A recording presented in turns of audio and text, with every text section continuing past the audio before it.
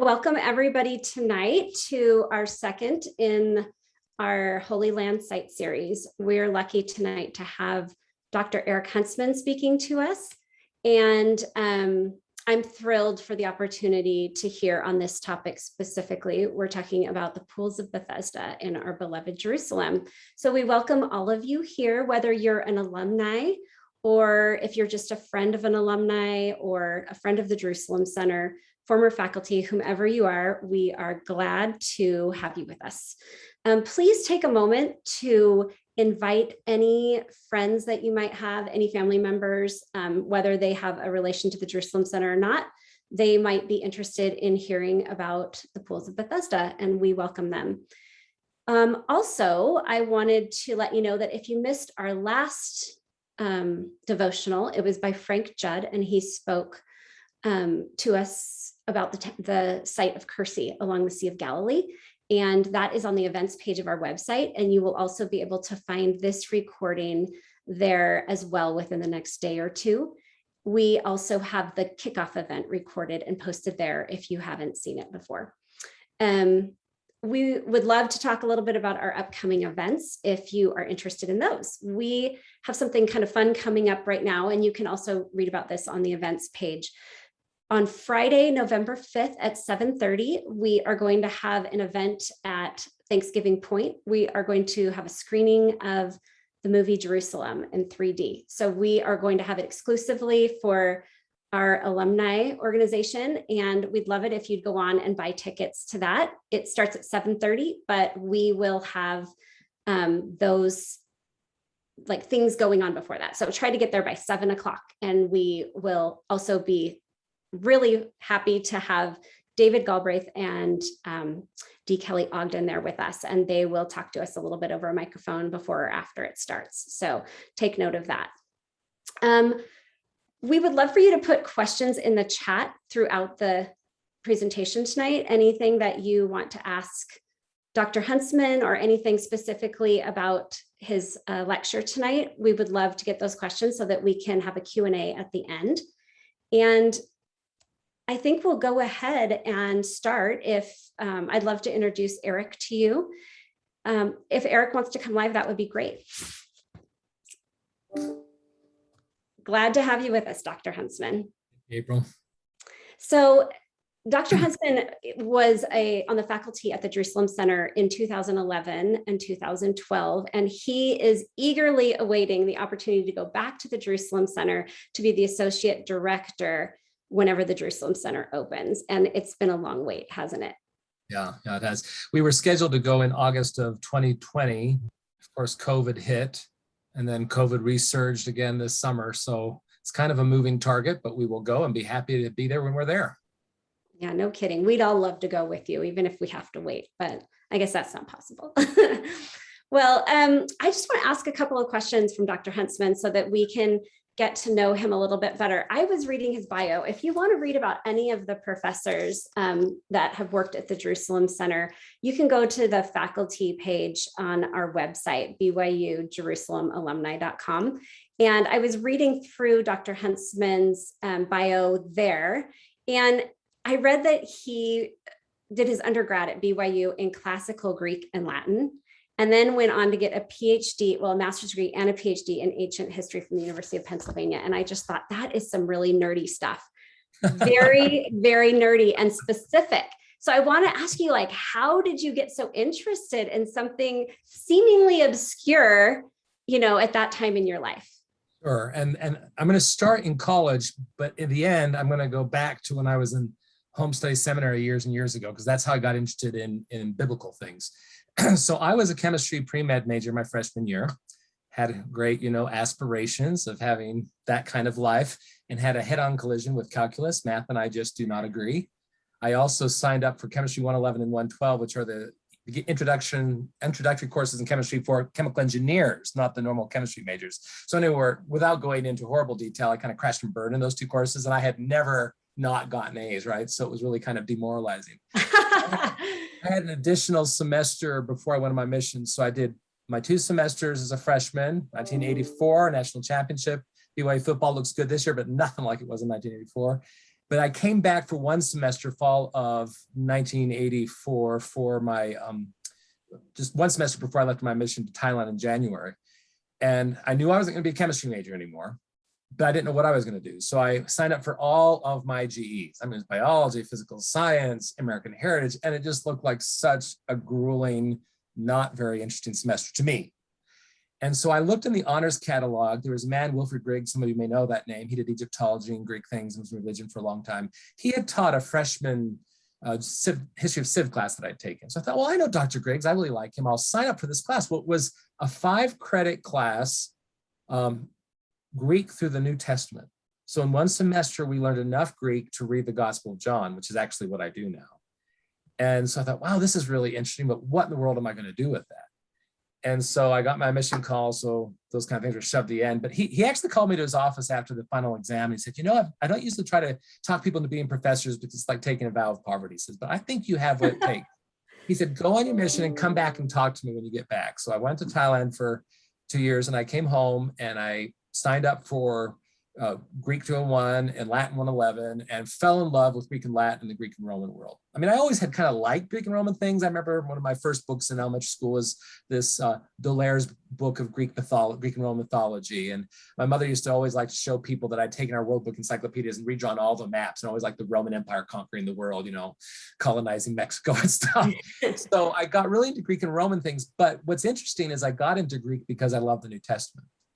So I came back to BYU in 1994, and for 9 years until 2003, I actually was in classics. So I was in the College of Humanities teaching Greek and Latin language and literature. I was teaching mythology, Greek and Roman history, classical civ, but I still had this real desire that I wanted to actually talk about Jesus, in particular, not just the Bible, but Jesus. And so Dr. Skinner, who many of you know from his time at the BYU Jerusalem Center, was the dean at the time. And he had given the keynote address at the Sperry Lecture one year. And I just went up to him. I said, Professor Skinner, my name's Eric Huntsman. I'm in classics. He goes, oh, I know who you are. I said, well, I'd like to talk to you about my career.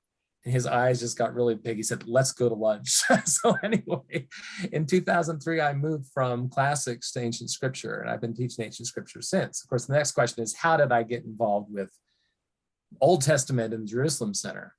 So I was asked if I was interested in going to the Jerusalem Center. Originally, it was going to be in 2010. I was going to go with Dr. Muhlestein and Dr. Judd.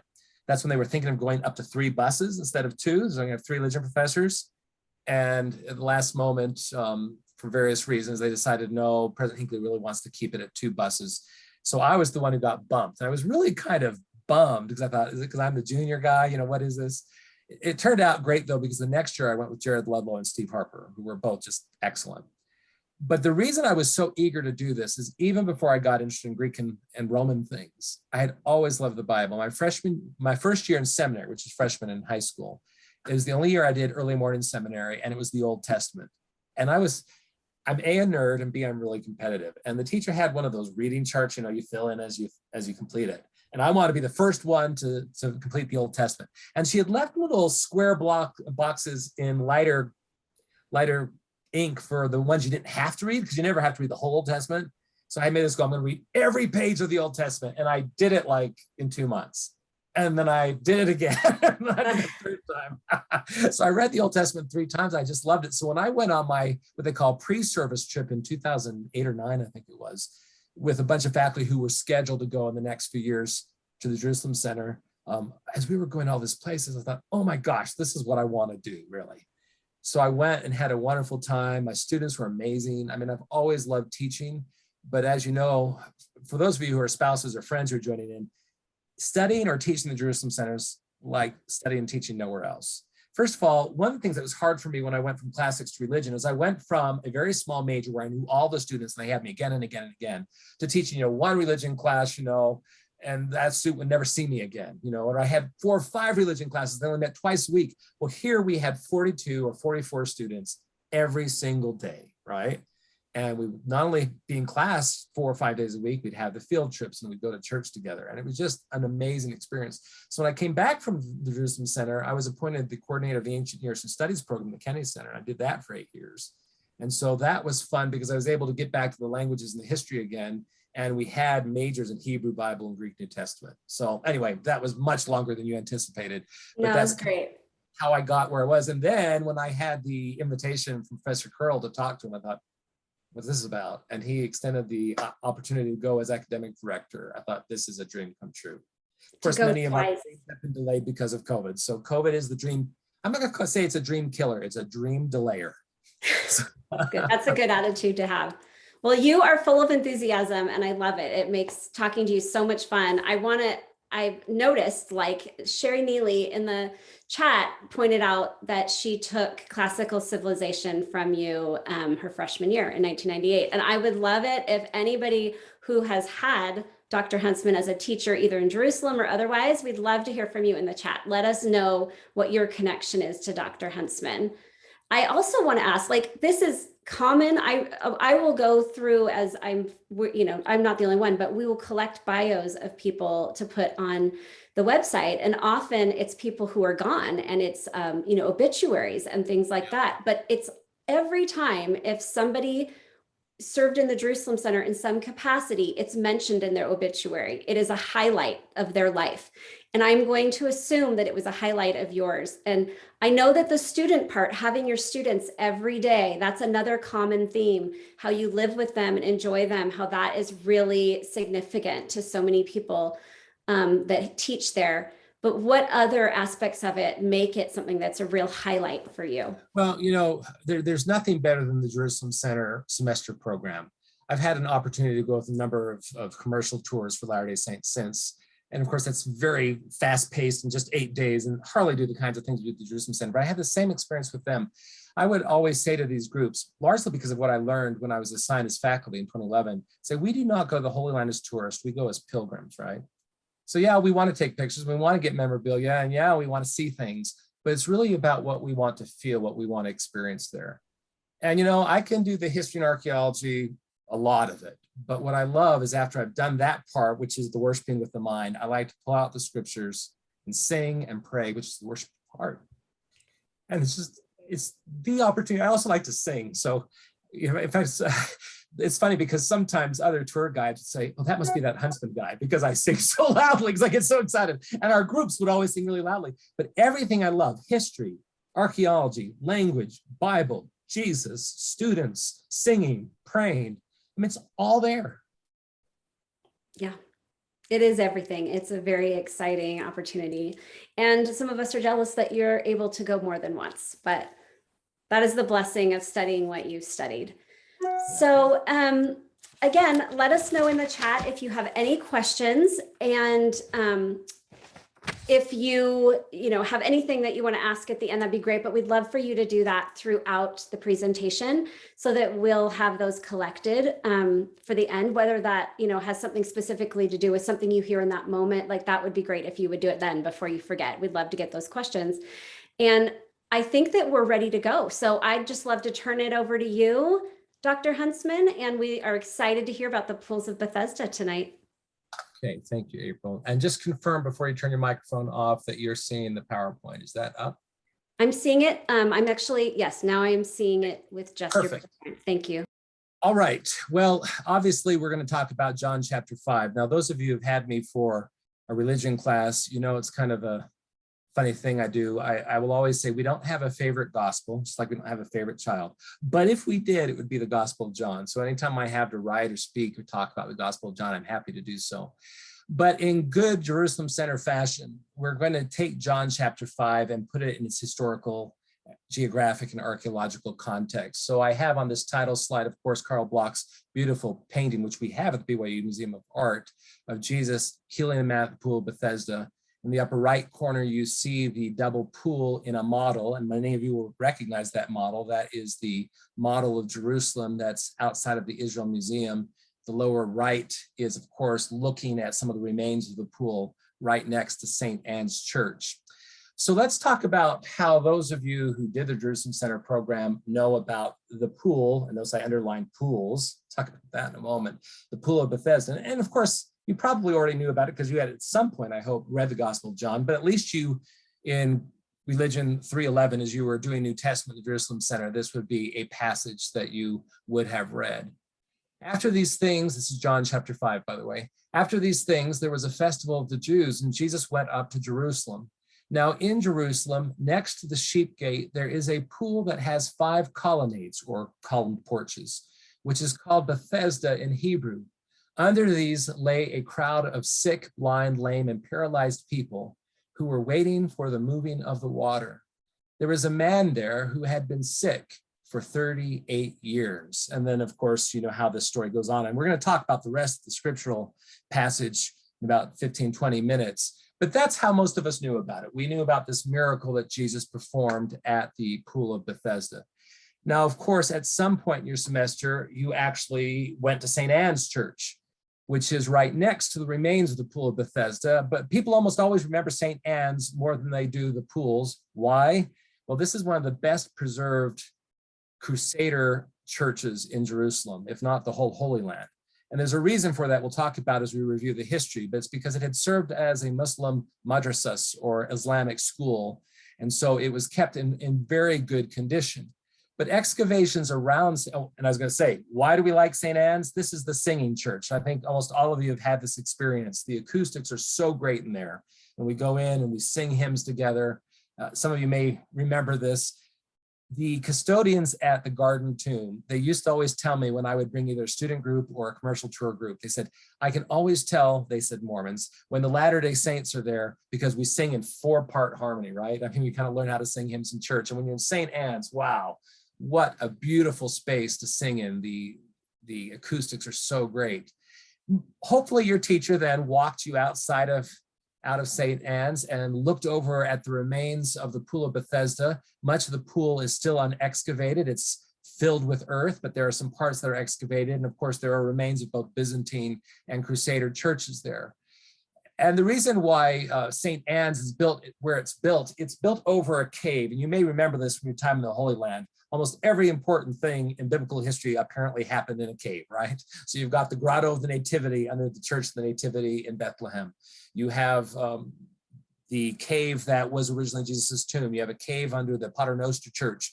It's a Constantinian church called Eleona originally, which was the cave of the mysteries where Jesus supposedly talked about Mark 13, the great eschatological discourse about the second coming. Well, on this site, there's a cave which they believe was the childhood home of the Virgin Mary.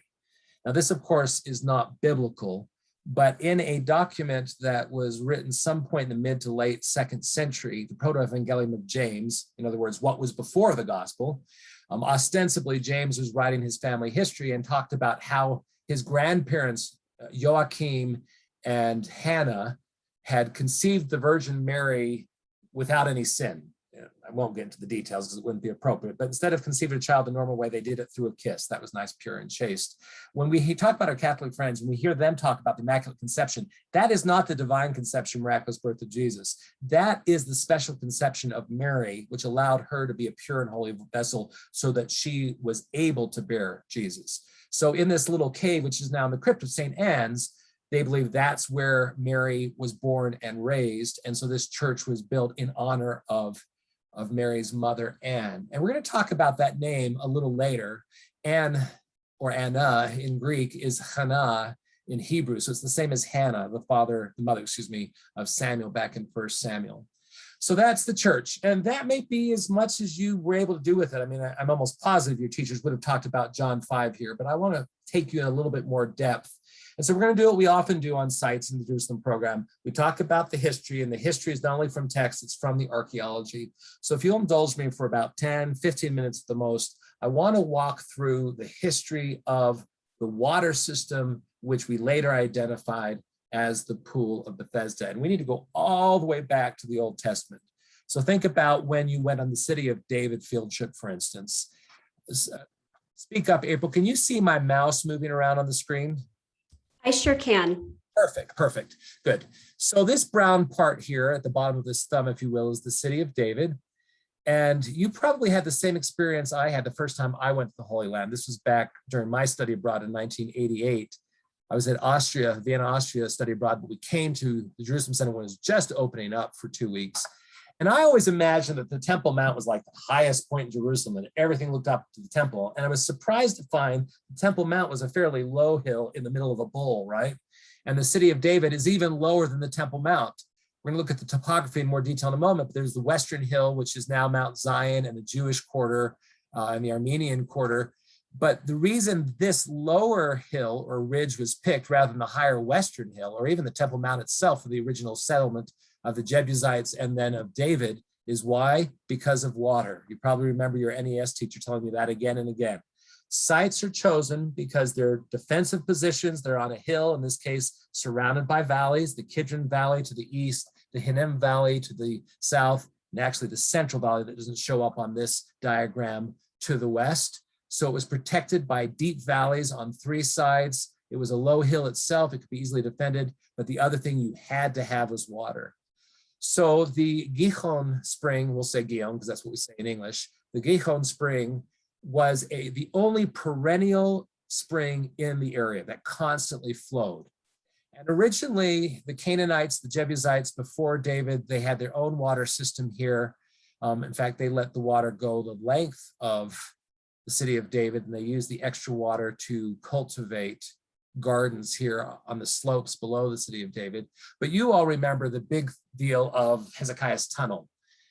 Now, during the reign of King Hezekiah, the city expanded massively. So all of this in yellow is the Hezekiah expansion, which was partly fueled by the recent conquest of the northern kingdom by the Assyrians. So the Assyrians had destroyed the northern kingdom, taken some of its leaders into exile. That's the scattering of the 10 tribes. But we're actually told in the book of Chronicles that lots of exiles from Ephraim and Manasseh and some of the other tribes fled to Jerusalem, and they settled on this western hill across from the city of David.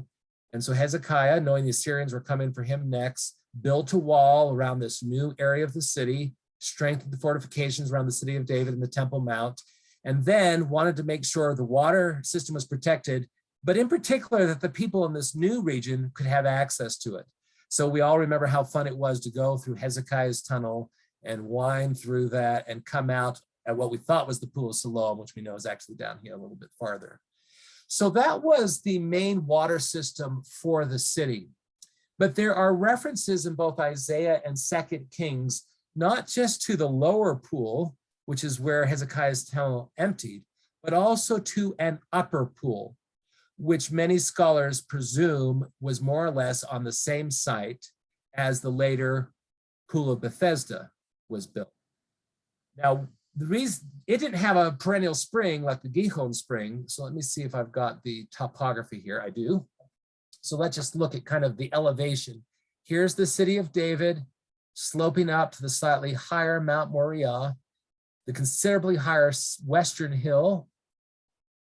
But then above the Temple Mount, you have some other higher areas. In fact, if you've studied at all the Babylonian capture of Jerusalem or the Roman capture of Jerusalem, they always attack from the north because the deep valleys, the Kidron and the Hinnom Valley, protect the city on the east, south, and west side. But this north side is actually higher than the Temple Mount or the Southern Hill itself.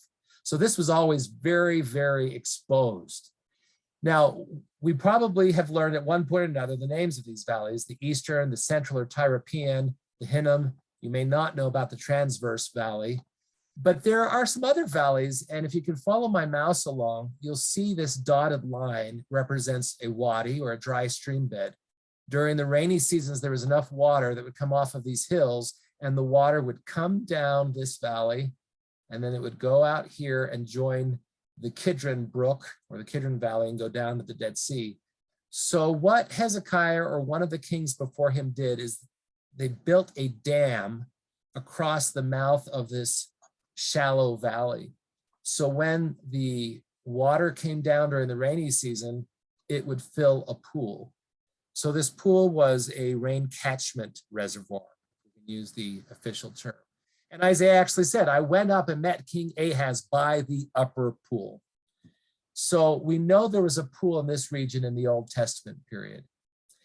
Now, you remember the history. The Babylonians destroy the city of Jerusalem, take the nobles, the priests, the royal family into exile, and they start to come back after Babylon falls to Persia. They come back in waves, and there's so few of them initially that they just resettle the city of David and rebuild the temple. But as time goes on, Jerusalem becomes larger and larger, and it expands onto this western hill again. And this was particularly finalized in the Hasmonean period. The Hasmoneans were the Maccabees, if you remember them from your Asian studies class. These were the priestly warriors who rebelled against the Greek kings of Syria. If you think of Hanukkah, right, that's the whole idea of Judas Maccabeus retaking the temple, cleansing it, the miracle of the oil, etc. So this is the Hasmonean city. Once again, city of David, which was refortified by Nehemiah after the return from exile. Temple, of course, has been rebuilt under Zerubbabel. But by the time of the Hasmoneans, the city pretty much took the shape it had under Hezekiah, which was the wall system at its greatest extent. You'll notice the pool of Siloam is still here, being fed by Hezekiah's tunnel from the Gihon spring. And we have not one, but two pools up here on the site of what had been the Old Testament upper pool. And one suggestion is they needed more water, so they built a second pool so they could have double the volume. There's a lot of discussion about whether one of the main reasons that this pool system was developed, even in the Old Testament by Hezekiah's time, is because it supplied the temple with water. So you need lots of water for the priest to wash the sacrifices, etc. So that may have been why, as the temple became more and more important, they needed a second pool. And they were huge, 120 meters by 50 meters, and some 15 meters deep. So they're 30 to 40 feet deep. So these were massive water reservoirs. At some point in either the Maccabean period or the Herodian period, there was this association with the pools and healing. Now, some of the commentators I checked suggested that, we can go all the way back to the prophet Elisha, who was visited by a Syrian general, Naaman, or Naaman, we say in English. It's an interesting story because the Syrians were the mortal enemies of the northern kingdom of Israel at that time. And here comes this enemy general with leprosy. And the reason he came to the prophet Elisha is because he had a little maid servant who had been an Israelite young girl who was captured during the battles and taken home as a slave. And she said to her master, there's a prophet back home and he could heal you. And you know this story. Elisha says, go to the River Jordan and dip yourself 7 times. Initially, Naaman doesn't want to do that. I'm not going to get political, so I'm not going to talk about masks or vaccines, but it was as if we had, an answer to prayer for some kind of plague, and all we had to do was, put on a mask or something. So he says, just go ahead and dip in the river. And Naaman's like, oh, there are better rivers in Syria. I thought I was going to do some great thing. And finally, Naaman's little servant says, if he'd asked you to do some great thing, you would have done it in a moment. The river's right here. Just go dip yourself 7 times, and he's cleansed from his leprosy. Now, that's the only clear healing that we know of from the Old Testament that had to do with dipping yourself in water. I mean, the symbolism from a Christian point of view is pretty powerful, right? I mean, we are dirty spiritually when we have sin, and when we're baptized, we're cleansed of that. There were a lot of parallels in Greco-Roman practice. The Greek god of healing was a god named Asclepius, and his temples were basically hospitals and healing centers. And Asclepia, which are the sanctuaries to Asclepius, almost always had baths. And so washing in that bath was seen as one of the ways of letting the god Asclepius heal you. The Greeks may have kind of picked up on that. The Jews may have picked up on that because of their Greek neighbors. We know, for instance, that Tiberias, the city across the Sea of Galilee from En-Geb, where we stay, Tiberias was actually built near hot springs. And we know from Josephus that those hot springs were seen as healing as well. So whether they borrowed it from the Greeks or it was just from their own Old Testament tradition and the fact that mineral baths make you feel good if you have arthritis or something, there was this association of healing with this double pool system. Now, when it becomes really important, and apparently took the form that it was when Jesus visited the pool in chapter 5, was under King Herod the Great. And so I want to walk you through this map a little so we can see what the city looked like at the time of Jesus. As we mentioned, city of David's resettled by Ezra and Nehemiah, the Western Hill resettled by the time of the Hasmoneans. What Herod does is he adds this territory in the darker dotted line that I'm outlining with my mouse right now. Now you'll notice that in addition to the Siloam pool down here and the pools of Bethesda that we're going to look at in more detail, there are lots of pools in the Herodian city. There's a big pool here called the Pool of Israel. They're called Israel. Some people wonder if this was what some ancient sources call the sheep pool, that when sheep were brought for sacrifice, were they washed there? Maybe. What I actually think had something to do with it is I've mentioned that this northern approach to both Jerusalem and the Temple Mount is very exposed. There's not a valley to help the walls seem even higher and stronger against an attack. And so you notice that there's this big fortress, the Antonia fortress, built on the northwestern corner of the Temple Mount.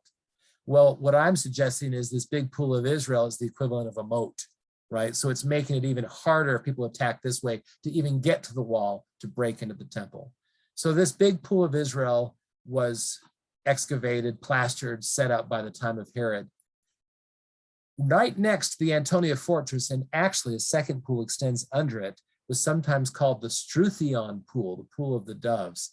I don't know if any of you remember this, and those of you who went a long time ago, you would have known about this, but in addition to going to the Western Wall here, the Kotel, there's also a Kotel tunnel tour that we take once during the semester, because they have excavated along the base of the old Herodian Temple Mount a tunnel that goes all the way up here and comes out on the Via Dolorosa.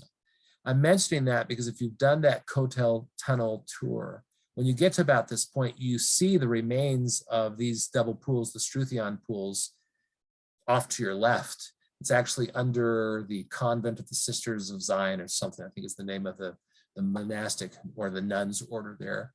You'll see also a big pool here. This is now called the Sultan's Pool. This is where they have rock concerts now. You see another pool here. And Herod, because he employed Roman engineers, his water systems were very involved. These blue lines are not rivers, because there aren't rivers in this part of the country, of course. These are aqueducts.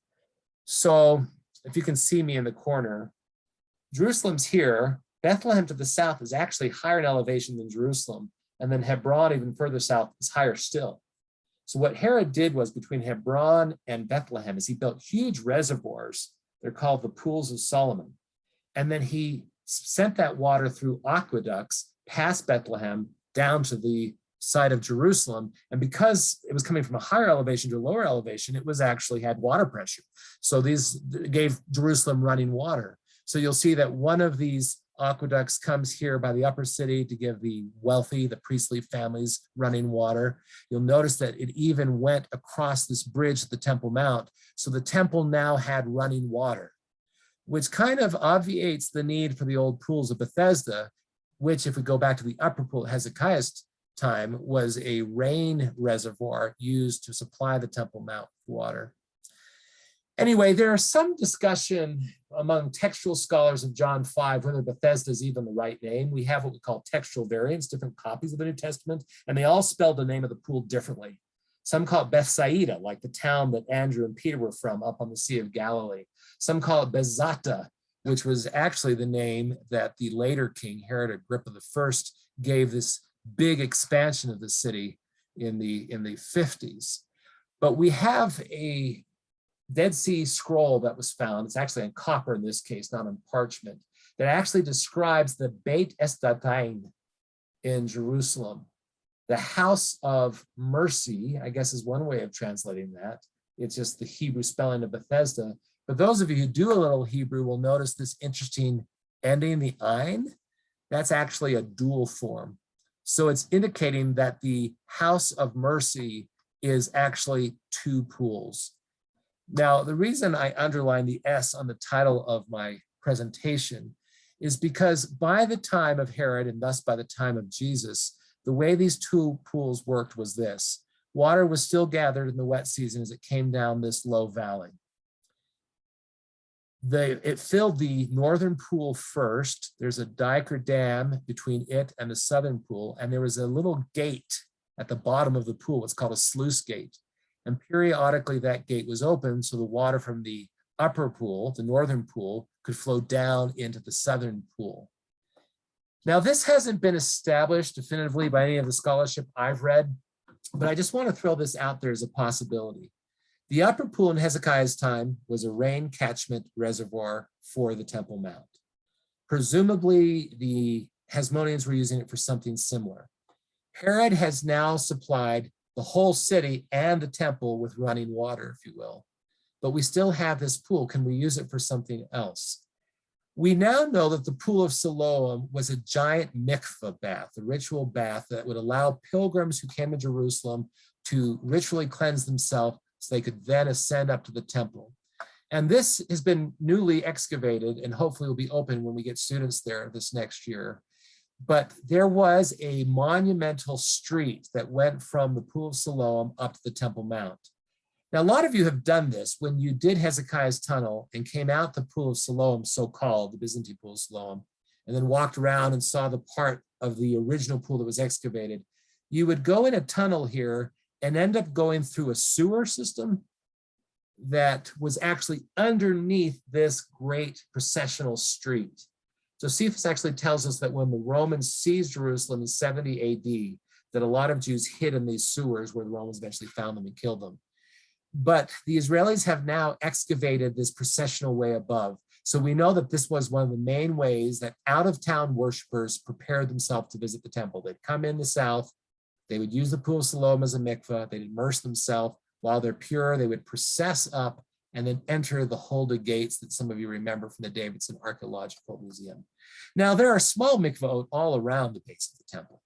And I suspect a lot of those were for residents who, when they were going to the temple, wanted to quickly dip if they did not have a mikvah of their own. Only mansions would have that. The reason I'm bringing this up is there'd be a lot of pilgrims who would come from the north. For instance, say you were coming from Galilee, like Jesus and his disciples. Would you go all the way to the south, immerse here and go that way? Or could you possibly use the pools of Bethesda as a mikvah? Now, a spring gives you running water, what's called living water, according to Jewish ritual laws. The Pool of Siloam was by definition a ritually clean body of living water that could be used for a mikvah. Pool of Bethesda was water that was sitting there. Now it came from the rain, and we don't know exactly when some of these rabbinic rules kick in. So the strict rules about what constitutes living water and how a mikveh bath should be used that our Jewish friends follow today, those were developed much, much later than the Second Temple period. But presuming the basic idea was that it needed to be flowing water, either from a spring or a river, how do you get water in a pool that was a rain reservoir to flow? What you do is the northern pool is higher than the southern pool. You open the gate, the water from the northern pool flows into the southern pool. Suddenly you fulfilled that requirement, and the southern one could then meet the ritual requirements for serving as a mikvah. I just want to have that out there because I'm going to talk about the water flow and how that impacts a discussion of John 5 in a moment. Now, I mentioned Herod Agrippa I a little bit ago. So this is the wall at Herod's time. So the Temple Mount, then you go this way. This was with a wall, and then by his palace and around the upper city, and then down by the lower city. Notice that Golgotha, the site of the Church of the Holy Sepulchre, was outside the city walls in Herod's and Jesus's time. Herod Agrippa, who was briefly king of all of Herod the Great's kingdom, he ruled from 41 to 44. He expanded the city along this dotted line. Now, whoops, went too fast. This line here is actually the old city wall today. So Herod Agrippa's wall went way up into what we now call East Jerusalem by Nablus Street and Saladin Street. In fact, the garden tomb would have been within the walls of Agrippa, which is really kind of interesting to contemplate. The problem was these pools gathered the rain that came down this low valley. And when this wall was built, it blocked that flow from the highlands over here. So we know that by AD 44, these pools were already starting to go out of use. Now, this is the Holy Land model at the Israel Museum again, but it gives you a better sense of what these pools look like. Notice how the northern pool is higher than the southern pool. This would have been the course of the seasonal stream that filled it.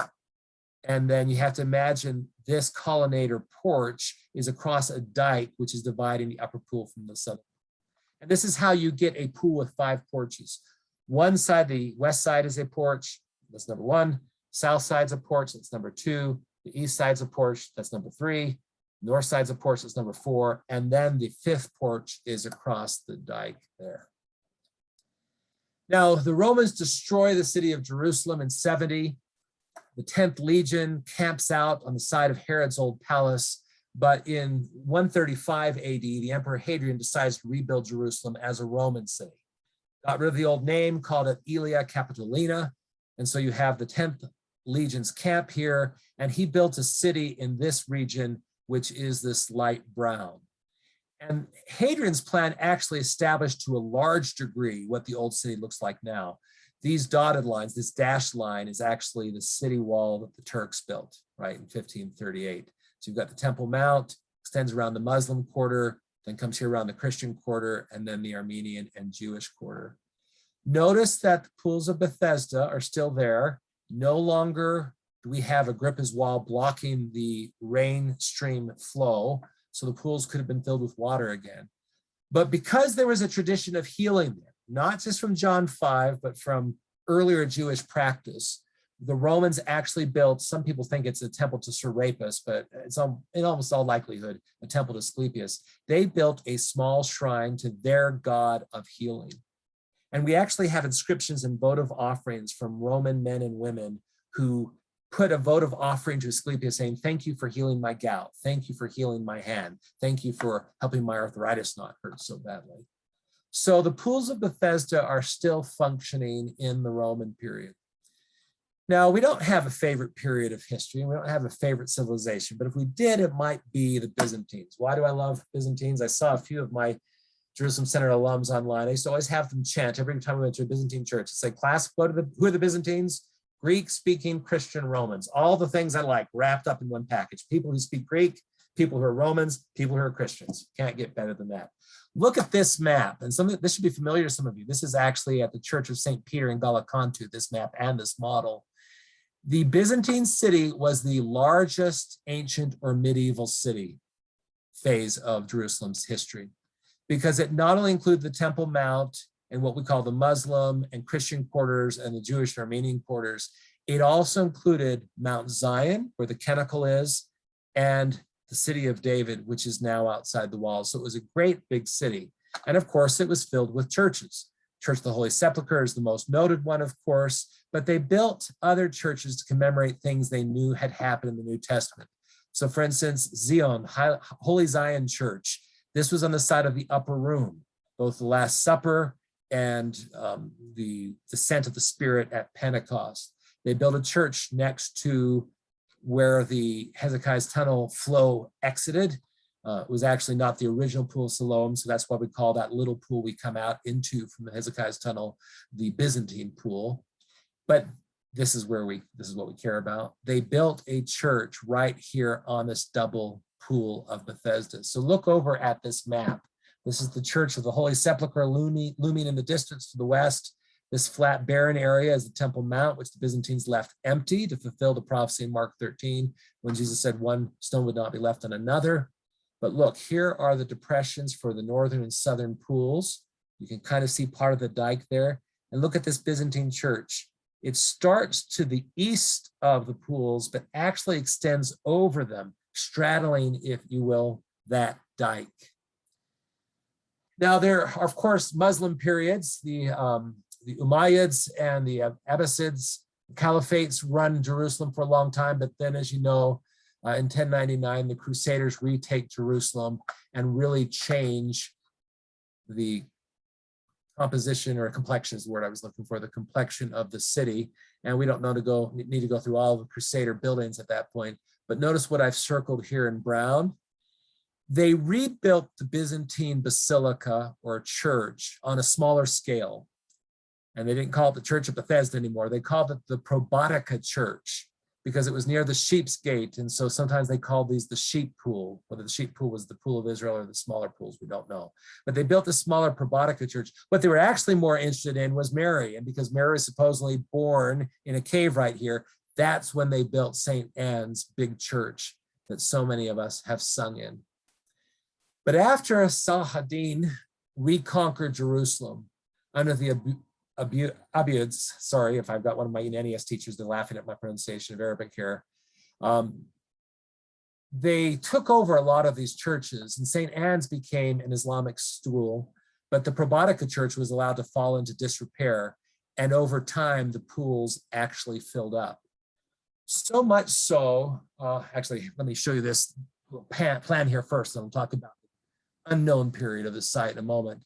So here you have the northern pool, the dike, and you have the southern pool. which was probably goes all the way back to the Hasmoneans, even Hezekiah. This was the big Byzantine church in red.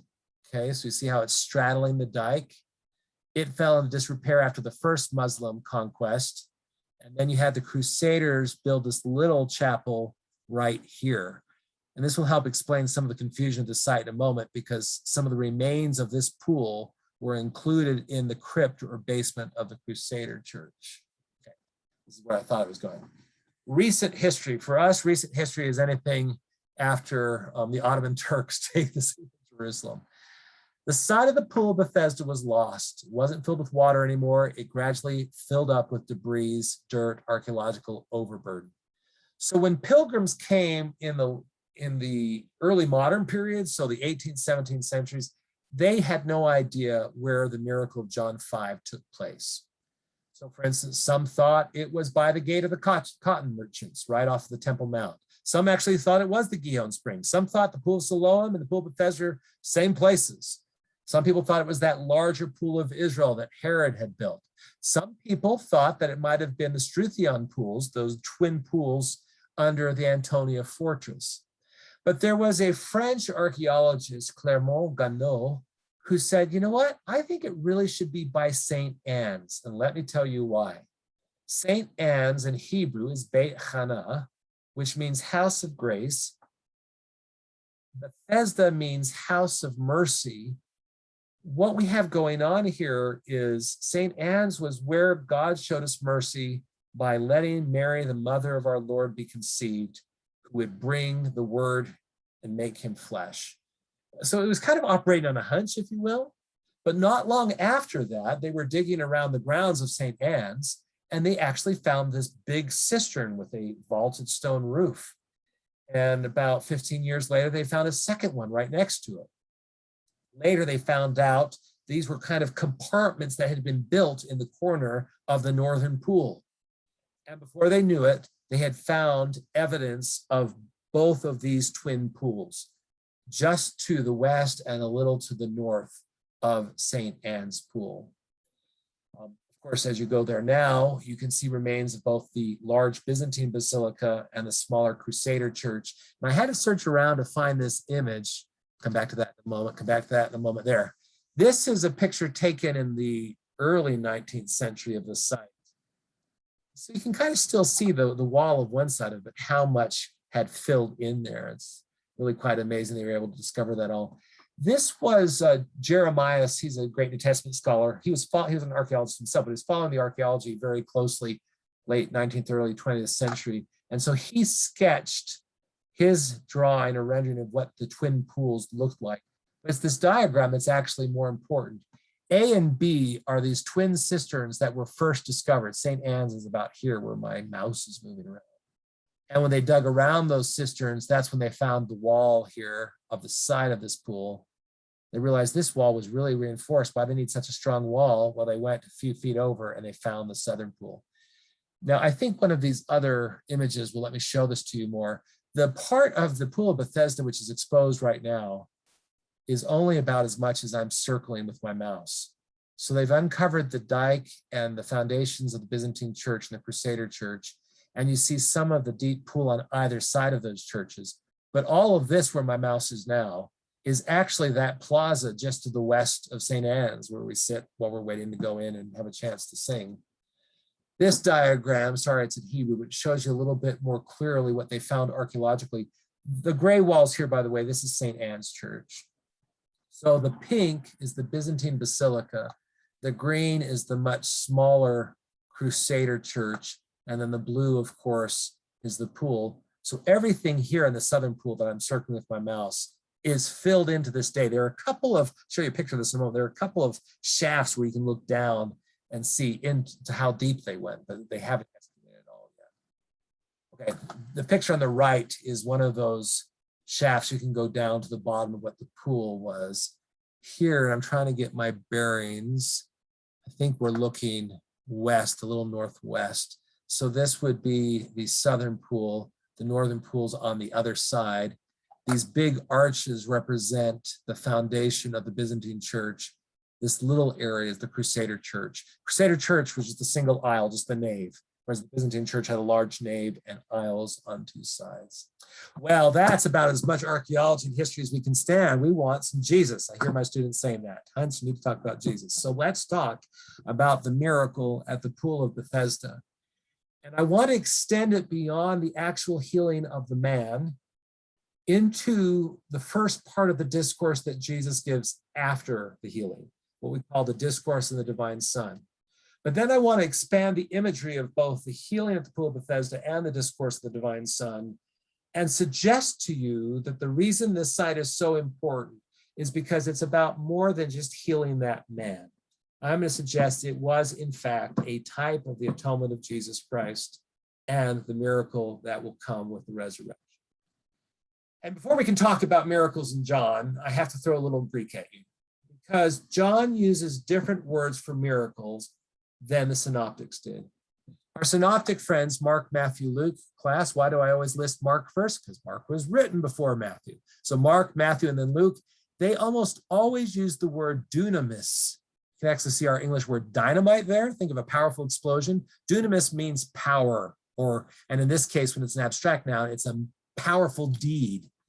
So the synoptic evangelists present the miracles of Jesus as these mighty deeds. Here are the different King James renderings: mighty works, miracles, power, virtue, etc. John uses two different words. Whenever it is the narrator, the fourth evangelist, presumably the Apostle John, talking about the miracles of Jesus, he always calls them semeia, which means signs. He's not focusing so much on the powerful deed Jesus performed. Rather, he's focusing on what that powerful deed symbolizes or represents. What's interesting, and we'll see an example of this in the text in a moment, whenever Jesus talks about his miracles, he uses the term ergon, which just means work, right? So for John, the evangelist, John the beloved, the deeds of Jesus are these wonderful, miraculous signs. For Jesus, it's just his day job. It's my work. It's what I do. And we'll see both of those words in the text we're about to look at. Now, whereas Matthew and Luke have 21 discrete miracle stories each, and Mark has 19. Why do I know that off the top of my head? I wrote a book on that once.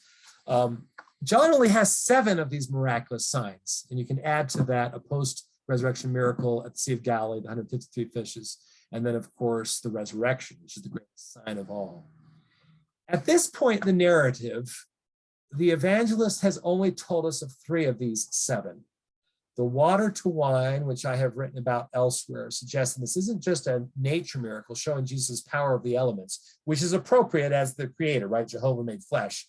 He can organize the earth, he can organize water, he can reorganize it into wine. We have also had the healing of the nobleman's son at Cana at the end of chapter 4. But I suggest that these both have something to do with this creation image, organizing elements, reorganizing out of order bodies. When you're sick, it's because your body's out of order. And as I mentioned, I've actually done quite a lot of work with the wedding at Cana story. I've actually suggested that this is a type of the incarnation. In John, water usually represents spirit, divinity, immortality, eternal life, whereas wine and blood represent mortality. And the water becoming wine, I've suggested, represents the word becoming flesh. The divine Jehovah, who was a spirit before, is now the man Jesus. So we're prepared for this miracle at Bethesda from these 2 previous ones. We know that Jesus is the word made flesh, and we know that he can reorganize things that are out of order.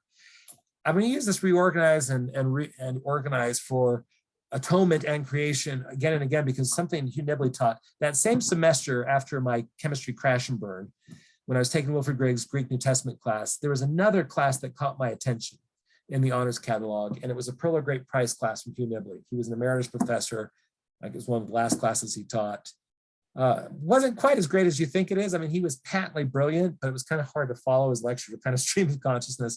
But I remember sitting up once after my misadventure with chemistry when he said, let's talk about the law of entropy. I'm like, Moses, Abraham, law of entropy. And he said, if it were not for the atonement of Jesus Christ, the law of entropy would signal the destruction or the death of the universe. Why? The idea of entropy is everything slowing down, energy is dissipating. And so the organized universe is breaking down into more and more unorganized pieces. And so Hugh Nibley is the one who gave me this idea that if creation in Latter-day Saint theology is organizing elements that already exist, then atonement is reorganizing those elements after the fall has disordered them, if you will. So here we are with our text. And so let's start reading some more of this. So we've already introduced our friend and the setting. After these things was a festival of the Jews, and Jesus went to Jerusalem, and we're talking about the 5 colonnades around the pool of Bethesda. I want to show you there's a difference between my translation and the King James on the left. Under these colonnades lay a crowd of sick, blind, lame, and paralyzed people. King James, in these lay a great multitude of impotent folk, who blind, halt, withered, waiting for the moving of the water. I have that there, but I put it in square brackets. But notice that I don't have a verse 4 in my translation. I put 4 in brackets there. The King James says, for an angel went down at a certain season into the pool and troubled the water. Whosoever then first after the troubling of the water stepped in was made whole of whatsoever disease he had. The reason that I have this half verse and then this longer verse in colored text is because there are textual problems with them. About half the manuscripts do not have who were waiting for the moving of the water. And many manuscripts, and usually the best manuscripts, don't have the story of the angel at all. So some people think that this was a later scribal addition, trying to explain how the waters were moving and bringing in this legend or this myth about an angel. And it just doesn't seem to be the way that God would usually work. Just this kind of, the angel's bored and troubles the waters, what, with his wings, then you can be healed. Now, even though this passage, who were waiting for the moving of the waters, is not found in a couple of our good manuscripts, the reason I still embrace it is we'll see in a moment that this very phrase, moving of the water, shows up in secure text. And I think actually the idea of moving of the water, even if it has nothing to do with an angel, moving of the water is going to be vital for my interpretation of this miracle. Notice I've given you the second verse of Genesis 1. So in the beginning, God said, let there be light, right? The first act of creation in Bereshit, in the Hebrew Bible of Genesis, was creating light. And then you have the Spirit of God moving upon the face of the primal waters. And in fact, the Hebrew verb almost gives you the sense that he's fluttering. It doesn't say wings, but it's almost like he's fluttering like a dove over the water, stirring them up and reorganizing them. If a Jewish Christian or the evangelist, John, who was Jewish, had this verse in mind, the Spirit of God moved upon the face of the waters as the signal that creation was about to occur, I'm going to suggest that the moving of the waters here is signaling that recreation is about to occur. So this is what happened the first time. The Spirit of God moved upon the face of the waters, and we had our initial creation. Now things are out of order. People are sick. The world is awful. We're mortal. We die. We have sin. The people are waiting for God to act again. There was a man who had been sick for 38 years. When Jesus saw him lying there and realized that he'd been like that for a long time, he said to him, do you want to become well? The sick man answered him, sir, I do not have anyone put me in the pool whenever the water is stirred up. As I mentioned, the idea of stirring the water is secure. But while I am heading there, someone else steps in before me. Jesus said to him, rise, pick up your mat, walk around. At once the man became well, and he picked up his mat and started to walk about. Now I've highlighted in both the King James and my rendition the verb rise. Now the most common word for resurrection in Greek is anasteo, or anastasis is the noun. But the idea of rising up, which you get from agero, is also used with resurrection. So whenever Jesus, brings Simon Peter's mother off of her bed of affliction, or raises the daughter of Jairus who is dead up, or here ask a man to rise up, I'm going to suggest that the readers of the Gospel of John would have had in mind, wow, this is just like the resurrection. And that's going to be also important for our interpretation here in a moment. Now, before we go any further and talk about my take on the story as a whole, I want to stop for a moment and just think about the fact that there was a whole crowd of people who were gathered waiting for God to act, and only one of them seemed like he could ever be healed. And in this instance, it was only the man who didn't even get in the water. And this reminds me of a conference talk given by President Boyd K. Packer back in 1991 that really, it didn't strike me as much at the time, but later when our son Samuel was diagnosed with autism, Sam was born in 2003, and we got the diagnosis in, I think, 2007 or 8. I went back to this passage because it really meant something to me. This first slide here, I'm just kind of summarizing some of the things President Packer said. I actually used this in my book on the miracles. When we read the story of the pool of Bethesda, we naturally focus on the man whom Christ healed. After suffering with his infirmity for 38 years, he was at last restored. But as Elder Boyd K. Packer noted in 1991 in a tender conference address directed to the parents of those who are disabled and otherwise handicapped, there were many, many others at the pool of Bethesda that day who were not healed. They were left by the poolside waiting for the moving of the waters. And the reason that struck me is because I can't tell you how much Elaine and I fasted and prayed for Sam to be healed. And if you have friends or little brothers or sisters or your own children who have a disability of one kind or another, or a life situation that is not ideal, we all know how hard we pray for them. And they're not always healed in the way and in the manner and in the time we want them to. But President Packer went on and said, to the parents, friends, and other loved ones of the disabled, that day of healing will come. Bodies which are deformed and minds that are warped will be made perfect. In the meantime, we must look after those who wait by the pool of Bethesda. You parents and you families whose lives must be reordered because of a handicapped one, whose resources and time must be devoted to them, are special heroes. You are manifesting the works of God with every thought, with every gesture of tenderness and care you extend to the handicapped loved one. Never mind the tears nor the hours of regret and discouragement.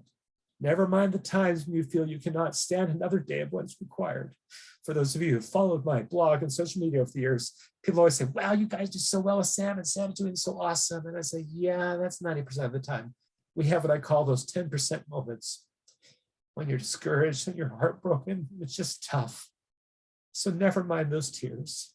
You are living the principles of the gospel of Jesus Christ in exceptional purity, and you will perfect yourself in the process. Now we're going to come back on my last slide to President Packer, because there is a time when everyone will be healed. But I don't ever like to teach this story or any of the miracles of Jesus without addressing the fact that blessings don't always come when and how we beg for them to come. And that's why we have each other. The Lord will give us strength, but he also puts people in our lives who will help us through those difficult times. Okay, let's finish this. I've kept you way too long, sorry. I thought, oh, I'll have them for 40 minutes, but anyway. Now that day was the Sabbath. And so the Jews said to the man who'd been healed, it's the Sabbath. It is not permitted for you to carry your mat. He answered him, the one who made me well, that man told me, pick up your mat and walk around. So they asked, who was the person who told you pick up your mat and walk around? Yet the man who had been cured did not know who it was, for Jesus had slipped away because there was a crowd in that place. Now, this is interesting. Sometimes you'll hear people focus on miracles of Jesus and how Jesus says, you have to have faith before the miracle comes. And that's true, particularly in the Gospel of Luke. That's where almost always there's faith, there's some kind of expression of belief before the miracle. But in the Gospel of John, several times, Jesus performs miracles to like unsuspecting, people in the crowd. And I think that's important, especially the way I'm going to try to interpret this miracle. Because there are aspects of the atonement that we all benefit from regardless of our faith or our choices. I mean, the resurrection jumps to mind, right? And the reality is grace can come to you and the Lord can bless you even in moments when your faith is weak. And I think that's important. I think sometimes, I'm thinking of some of the conference talks we heard this weekend, Elder Uchtdorf and others, sometimes we almost feel like we need to be perfect or worthy to even pray, let alone expect blessings. Yes, there are blessings that come from covenants that require keeping those covenants. I'm not talking about that. I'm talking about the fact that sometimes we're closest to the Lord when we're lowest. That was Joseph Smith in Liberty Jail. Sometimes when we're most discouraged, or when we find ourselves in sin, or when we find ourselves alone, or we find ourselves abandoned. And, the Lord will come and lift us up in those moments. But what I wanted out of this particular set of passages is the fact that this miracle was done on the Sabbath. Now, when the Jewish leadership accuses him of doing it on the Sabbath, I've done it in red there because I think they're enforcing the Sabbath in an incorrect way. But the fact that it was the Sabbath, Shabbat, it was a big deal because this is the day that celebrates that initial creation. So let's just go on a little further so we can wrap this up in about 10 minutes. After these things, Jesus found the man in the temple precinct and said to him, look, you've become well. Don't sin anymore that something worse doesn't happen to you. The man left and reported to the Jewish leaders that Jesus was the man who made him well. Now, because of this, the Jews, in quotes there, it's not all Jewish people, it's the Jewish leadership, began to harass Jesus because he had done these things on the Sabbath. And we're not going to go over the whole discourse of the divine Son, but read the rest of chapter 5. It's amazing. But what we have in just the next few verses that I'm sharing with you is Jesus explaining why he can work on the day which commemorates the original creation. Then Jesus answered them, my Father has been working until this time. So until the incarnation of Jesus, even when Jesus as Jehovah was creating and guiding Israel through the wilderness and doing all those things, he was doing it as God's representative. We can still think of God the Father as the God people were thinking about, right? I mean, I understand he works through the Son, the premortal Jehovah. But what this is saying is my Father was about the initial creation, even if he did it through agents like Jehovah and Michael. But now I'm working. So the initial creation was done. Yes, it fell. Yes, it got disordered. But I'm working now. And that's why I had to heal this man. I am not celebrating the initial creation, which bluntly is messed up right now because of the fall.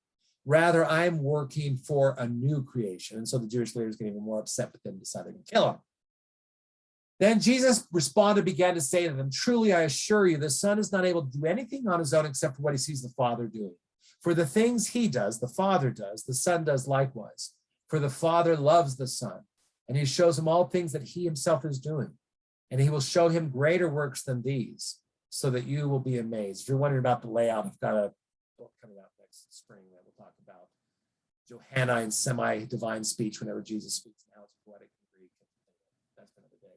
But here I want to bring in a little restoration. In the famous King Follett discourse, at one point Joseph Smith said, what did Jesus Christ do the same thing as I see the Father do? Well, it basically was, he took up a body, he laid it down, he took it up again, he created, etc. But what Joseph suggests in that amazing discourse, the King Follett discourse, is that Jesus is just following the examples. The Father created, and now Jesus is going to create. So let me just kind of tie together these different threads that I've laid out that weave together to form the tapestry of my interpretation of the healing at the pool of Bethesda.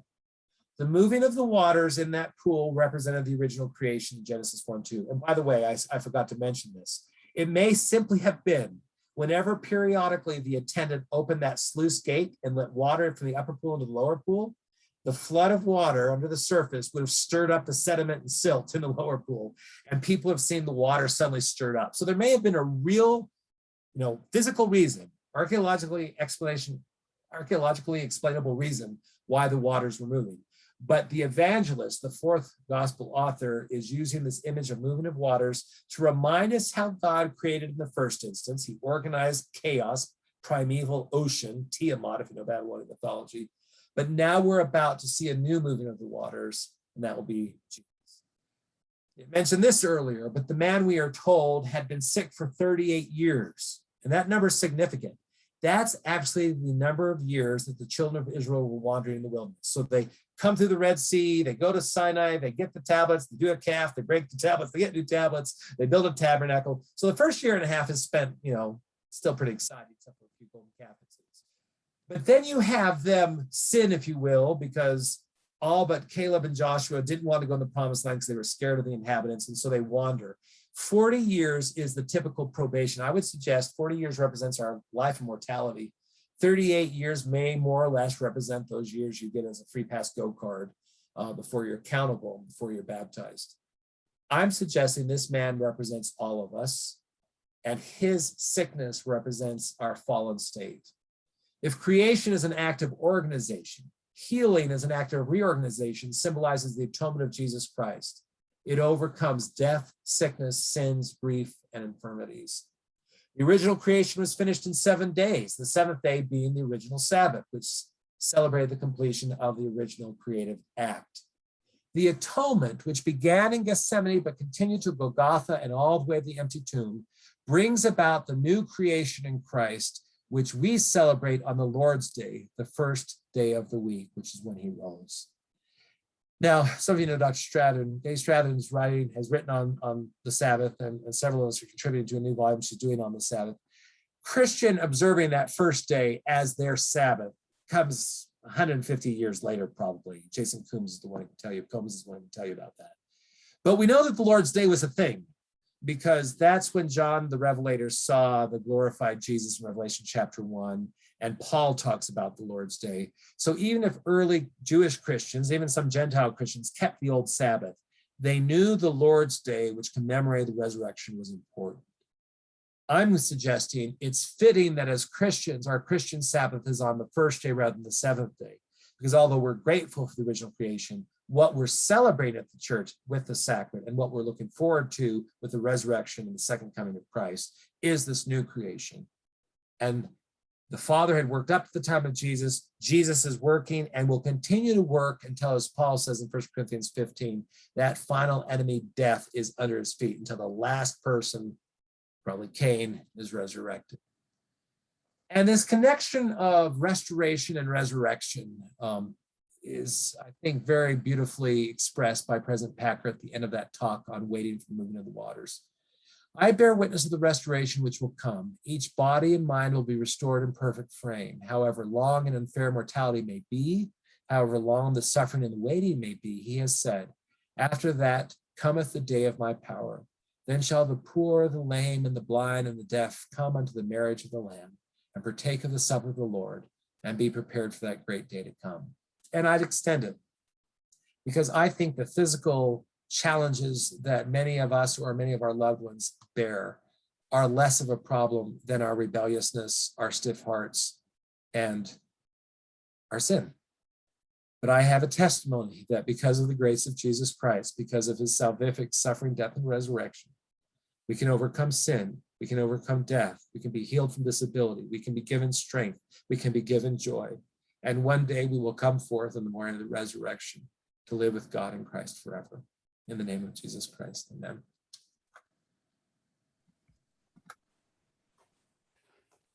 Thank you. Sorry I went so long, April. No, you're great. Where's this picture?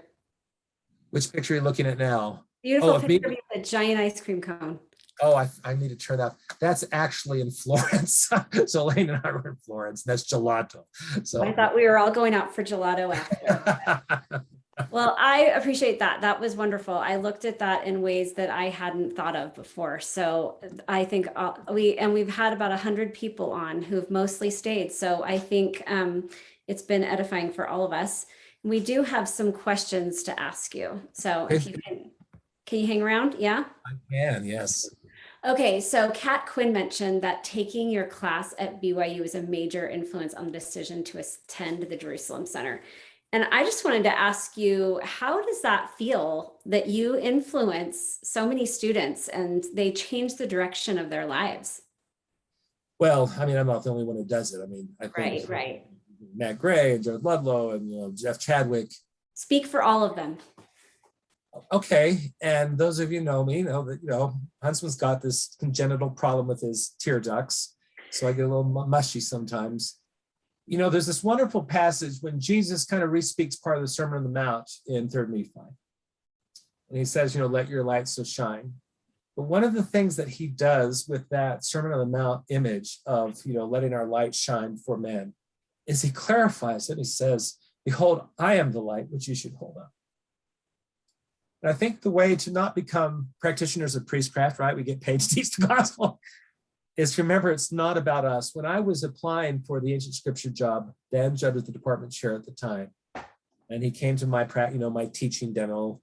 And he says, oh, that was great. And he was talking, he says, you've got enthusiasm. And I was proud of you because you bore testimony. You kept it focused on Jesus. He said, we've had cases where wonderful teachers, people who are dynamic, charismatic, and wonderful teachers could teach the scriptures. But he says, sometimes they get in the way of the atonement, because somehow it becomes about the show they're doing. And he wasn't saying any particular person, but I marked that. I wrote it in my journal. And I thought, okay, I've got to be really careful. And, I teach Greek and Roman history and other things as well. I mean, teaching is fun. It's I'm enthusiastic. But when it comes to teaching about the gospel, particularly the New Testament, particularly the Gospels, I never think it's me, right? I used to say to my students, I may not bear as much formal testimony as you expect from a religion professor, but let me tell you a little Greek. Enthusiasm comes from the Greek entheos, God within. And we all feel the Spirit differently. And if when you feel the Spirit, you get mellow and quiet and gentle like Elder Richard G. Scott used to, or you speak like my friend Lloyd Newell does when he does music and spoken word, then that's the way you bear testimony. But guess what? When I feel the Spirit, I get excited. So I said to my students, if I just get really excited and really intense, I may not say, I bear testimony to you that X, but you know that I believe and love what I'm saying. So how it feels is, it's like, I'm so glad they want to get to know Jesus better. I'm so glad that they felt the Spirit when we were talking about the scriptures. I'm so glad that even the historical and archaeological context was interesting to them. You know, Gay Strathern taught me this. When it says, worship the Lord with all your heart, might, mind, and strength, we do worship with our minds. It's not just the feelings we evoke, right? We have a mind. It's a blessing from God. And so if I can get people excited about some of the background knowledge, you know, that's just frosting on the cake. I don't know if that's actually your question, April. No, it's great. I mean, that's got to be the most rewarding part about the job, is touching and changing people's lives. Okay, so Lee Farron mentioned that playing basketball with professors was a unique opportunity at the Jerusalem Center. Is there a backstory to that? And well, it didn't have much to do with me because I'm a notoriously poor basketball player, but I think it must be Steve Harper and his son John, and probably the Ludlow boys, Josh and I don't know if JJ was playing it that semester. So Lee, I don't know if you remember me or playing ball with you, because I'm easily embarrassed. But yeah, we had one faculty member, Steve Harper, who's a great ball player, and we had several faculty kids who were very good ball players. I just assume that happened every semester, that faculty and faculty families played basketball with the kids, but that's the only backstory, Lee, I could probably give on that. Yeah, I have said this before, but Andrew Skinner, I will quote him in saying that the most dangerous place in the Holy Land is the gym at the Jerusalem Center. That's right, that's right. But it does reflect this thing that you don't get. I mean, you get in other kinds of study abroads as well, I guess, but the Jerusalem Center is like the premier study abroad. You don't usually live with faculty. And, you know, to a certain extent, you need to preserve a little bit of professional distance. But because you do go to church with them and you do have activities with them and you're out in the field with them and in class, I think students get to see a really broader picture of the faculty than they would just in BYU Provo or Idaho. For better or for worse. For better or worse. It's usually for better. So when did you mentioned this briefly, but when did the pools of Bethesda dry up or become unusable? Like, what was the circumstance that, do you know? So the fact that we don't have all the details there, but because the Byzantine church and the Crusader church were built, if you remember, literally on stilts, right? Arches kind of straddling that dike, it would suggest that they were still functioning. The fact that there are two cisterns under the Crusader church and the crypt of that to me suggests that the water was less. And so they're compartmentalizing off one corner of that northern pool that they're using for water storage. So the rest of it may have been empty. But when it clearly would have happened would have been after Saladin.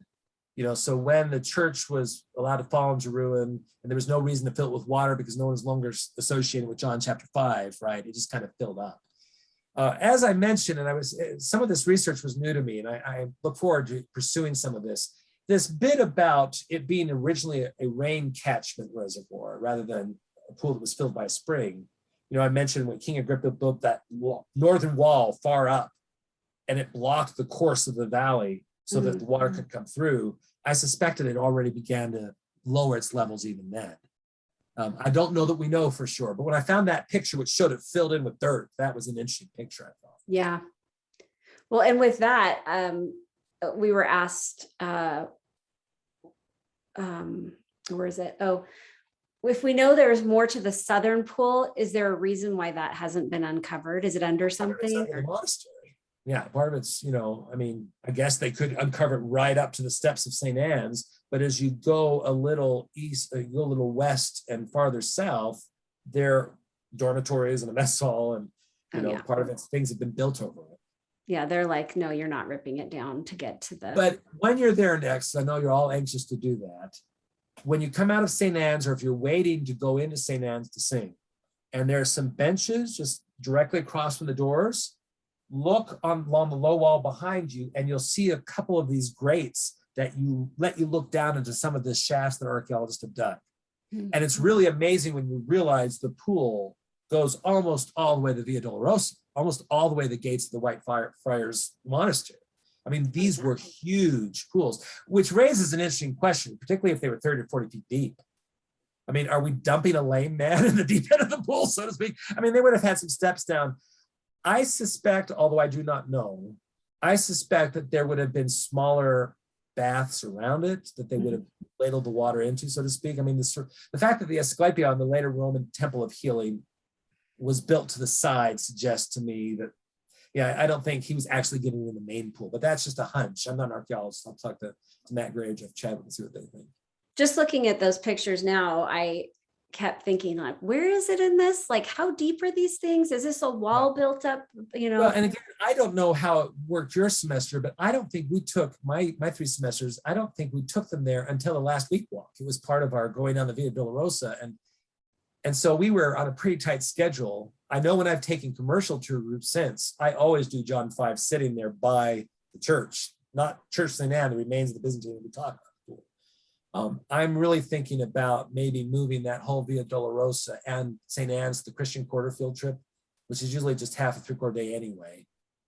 Anyway, I'm trying to think of a way we can have a better teaching experience, because we do John 9 and the healing of the blind man at the Pool of Siloam all the time when we come out of his guy's tunnel. But I think John 5 sometimes gets a little skimmed over. Yeah. I don't know. Do you remember? I don't remember a lot. I mean, of course, it's been almost 30 years for me, so I don't remember. I remember very little. So I don't know if that, but that whole New Testament week, kind of like you're in Galilee and then you go through it, there's just a lot that you're seeing. So it would be nice because it's such a significant miracle. Let me ask a couple of questions about that. And then I have a few that I really want to get to. So Rachel Gessel, I believe is how you pronounce it. She said, I remember one of my professors saying that there was a sheep market by the pools until the 1990s. Is that accurate? Is that part of why it was said the pools were by the sheep gate? Okay, the reason it was called by the sheep gate is we know from Nehemiah's time on, one of the northern gates, the Temple Mount, was the sheep gate because they brought the sheep in.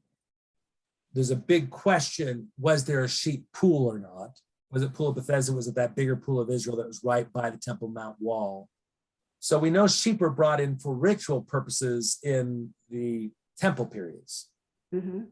Now, it wouldn't be called the sheep's pool because Palestinians were doing sheep in the 1990s.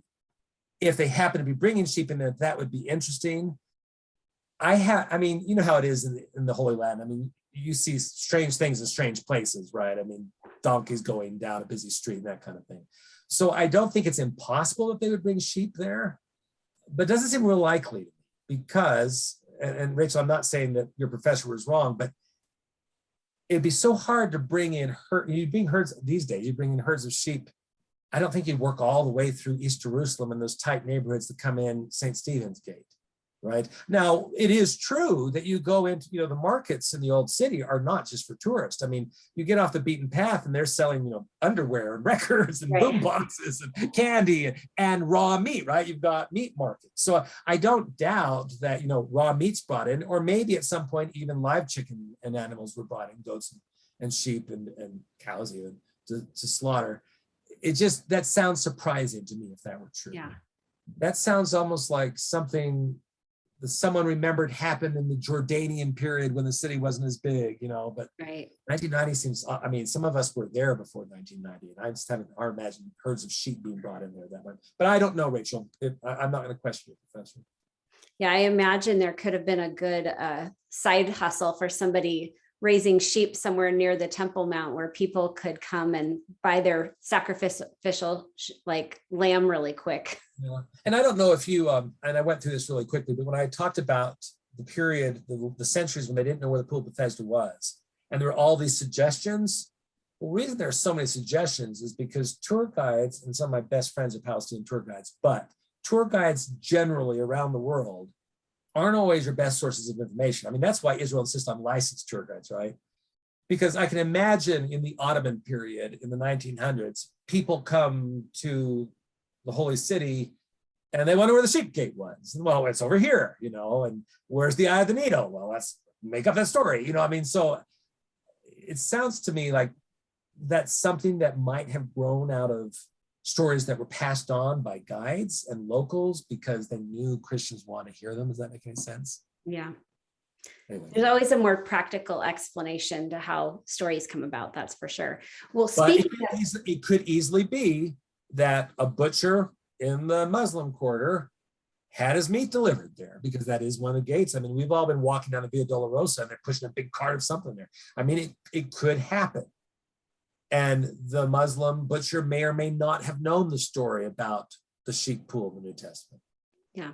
Just be that was a convenient place to bring in some sheep. Well, the way that legends are built, somebody asked a question which kept coming to my mind too, and that is about the chosen and how that episode centers around the pool of Bethesda. And if you have been watching that and any comments you have about how they framed it, I mean, obviously we know there was a lot of liberties taken, like Simon the Zealot's relationship to it and things like that. But I would be very fascinated to know. Yeah, I mean, to have Simon the Zealot brought in, to be the brother of the man, and, but there are some interesting things, and they do talk to experts on occasion. Now, I've talked to some of the experts they've talked to. It's a little frustrating for them because sometimes they've already decided what they want to do. And then they ask the expert, is it like that? And they'll say, well, not really. And they'll say, well, we're going to do it anyway, but how can we tune it up a bit, And so taking the artistic license to bring in the new characters, I'm okay with that because we don't claim that this is a narration of scripture. I love The Chosen, to be frank. And I mentioned in passing our own situation with autism. We were 2 or 3 episodes into the first season when my wife was quite moved and she said, Matthew's on the autism spectrum. Yeah. And it was so moving for us, not just to have someone who's differently able represented, because representation is important, but it was someone that the Lord could use in a wonderful way. And if you kept watching, he's the one helping him write the Sermon on the Mount, Right. So actually, when Dallas, his last name just escaped me, Dallas Jenkins, they did some of the filming of season 2 here in Utah. Right. And so Matt Gray arranged for Ancient Years and Study students to have a Zoom conference with them. And so I came right out and asked, I said, did you do that on purpose? Did you make Matthew on the spectrum? And I told him why it meant so much to us. And he said, yes, because we have a child on the spectrum too. Oh. So he very deliberately and intentionally did that. I mean, as someone who does John and someone who teaches 2:11 and never harmonizes the Gospels ever, I mean, there are things with chronology and geography that just, Nicodemus is up in Capernaum, and some things just, I have to take that hat off and set it down and say, just enjoy this for what it is and be grateful that so many people are getting excited about Jesus all over the world by watching this engaging story.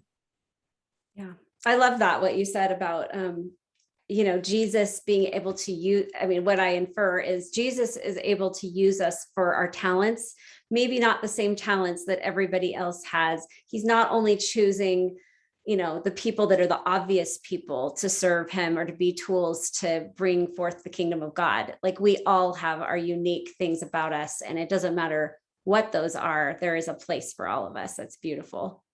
Oh, and of course, from The Chosen is where I got that, not out of the Bible, but anyway, that's really great. Yeah, it is a great series. And I kind of liken it to like maybe the animated scripture things when you're a kid and you can understand it more because you have the living scriptures in your head or whatever. And The Chosen is similar in that way. Like, as an adult, it brings it more to life for you, that you can kind of look at it a different way and kind of have a visual, which is really nice. So, okay, I'll just do this one last question. Why do you think Jesus didn't tell the healed man who he was originally? I know it's all speculation, but maybe you have some insight to that. I suspect, well, first of all, Jesus is always working for his Father throughout that gospel. So the gospel that has the highest Christology, that is to say, portrays Jesus as the most divine, I would also argue has the most humble Jesus. Because Jesus is always like, it's my Father, just my day job, I just do these works. So that's what Dad wants me to do, and it's never really, about him. But I suspect it probably had something to do with the larger story, right? So like I said, I don't think we can fully interpret, or at least delve all the depth of that miracle without the discourse of the divine Son that follows. And what's really pivotal for my interpretation is the fact it's on Sabbath, right? And then we get to talk about the original creation and the original Sabbath and the new creation and what I would call the new Sabbath of the Lord's Day. And the only way you're going to have that is if he's going to have the authorities upset at him. And so just the way this is all set up, I think that it's the way he's orchestrated the situation.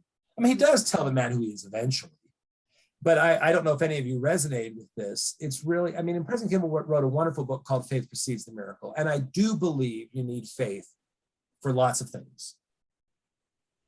But I don't want to limit my Jesus. He wants to heal someone that doesn't know he is. Go for it. And that may actually be part of the reason in this gospel, right? Jesus is not even bound by our acknowledging him or knowing him. He can just do whatever he wants. I don't know if that helps. Yeah. Well, and back to the Chosen, they set it up in a way like, I can't let everybody know yet. I get too big of a crowd. Like, we're going to get busted. That's an example of them talking to some Bible experts. And so they're importing something from Mark. There's something called the Messianic secret in the Gospel of Mark, which may reflect historically that particularly up in Galilee, Jesus didn't want people coming to him for miracles. They wanted them to come to hear him preach. Right. And so that's why he always tells Israelites who are healed or receive a miracle, don't tell anyone. But, when he crosses the Sea of Galilee, and this is Frank's lecture from last month, the Gentile, the Greek on the other side, who's living in the tombs with the pigs, he tells him to go home and tell everybody. Yeah. And so the usual argument is because the Jewish people, or many of the Jewish people at the time of Jesus, had an incorrect messianic expectation, that if they all came to him for the miracles, or in my gospel, John 6, came to get a free lunch, free bread, then they would miss the point of what he was coming for. So what they've done is they've transposed Mark and Messianic secret into John chapter 5, and that's fine. It's a movie. It's nice, right? We enjoy it.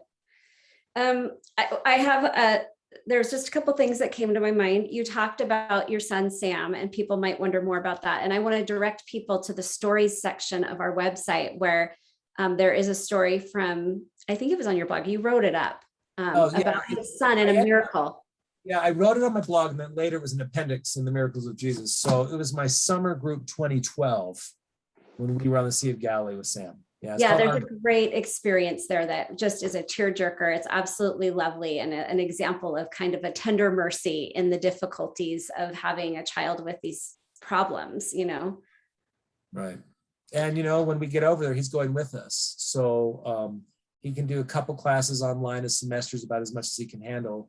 But we thought, when the students do the humanitarian kits or they do their service, or if they need help with the linen, we're just going to give him opportunities in his way to serve. And so, I've done home study seminary with him. We've just finished the Old Testament and do New Testament. When he was 8 and had yet to overcome a lot of his obstacles, he didn't really get what was going on in most places. And so I'm just glad that he has this chance to get to know the Holy Land like so many of you have. That's awesome. I want to also bring up that in interviewing Dan Belknap, his own personal philosophy is that you can sing too much in the Holy Land. You cannot go to every place or super frequently and sing, or it loses its power. But he said Eric Huntsman would probably disagree with me. Well, there's some places it's not appropriate to sing, right? I wouldn't break into hymns at the Kotel, the Willie, at the Western Wall. I don't try to over program it, but I think if the right things are chosen that support the scriptural text, the Song of the Righteous is a prayer unto me. I'm just going to throw that back at Dan. I love Dan. But I agree there's some places you can't. And I think sometimes it's like anything, it's even bearing testimony. If you're trying to manipulate or force the Spirit, then I think it's just a crutch you're using. But you know what? If it's real worship, I'm going to sing. Oh yeah. I think he's thinking of it like you have shawarma too long and it's not as magical anymore. And singing could be the same way. I had not thought about it. I don't know that we were ever kept from singing in the Holy Land, because I remember a lot of singing going on. But it'll go along with the style of each professor, I guess. So. Right. That's great. Well, I really want to thank you for doing this. It's been wonderful. For people who came in late, I just quickly want to mention that we have an activity, a movie night at Thanksgiving Point, where we'll be they will be screening the Jerusalem 3D movie specifically for the alumni, with DKO and David Galbraith coming to speak to us. And that is on October 5th at 7 o'clock. The movie starts at 7:30 that night. If you can go on the Thanksgiving Point website and get your tickets, that'll be great. And you can find that on our events page as well. It's the day before an Idaho State home game. So if you're going to come in for the weekend, that would be a good weekend to do it. And we would love for any of you to submit any information you have for your semester pages or about professors that you had. We'd just love to keep building the website. And I'm hoping to do the next site, Holy Land site devotional in January, but we'll get to you more about that. And yes, the movie is not October 5th. I'm sorry, it's November 5th. Thank you for that question, Andrew. It is November 5th at Thanksgiving Point. And if you haven't seen the Jerusalem 3D movie, it is amazing. I could practically smell the old city. Have you seen that, Brother Huntsman? Yeah. Yeah, it's really special. So Kelly Ogden and I talked about how amazing it would be to be in a theater full of Jerusalem alumni and people who it's special to be able to react and kind of experience the old city together. There's 330 seats, and once they're gone, they're gone. So I hope that you'll get on soon if that's something that you're interested in. We'd love to have you there. Thank you so much, everybody, for tuning in. It's been great. We'll keep you in the loop as to more of these that we have. And again, for any of the past ones that you want to see, or if anybody wants to see this, it will be on the events page of our website. And hopefully this one will be up in the next couple of days. So have a great night. Bye. Bye.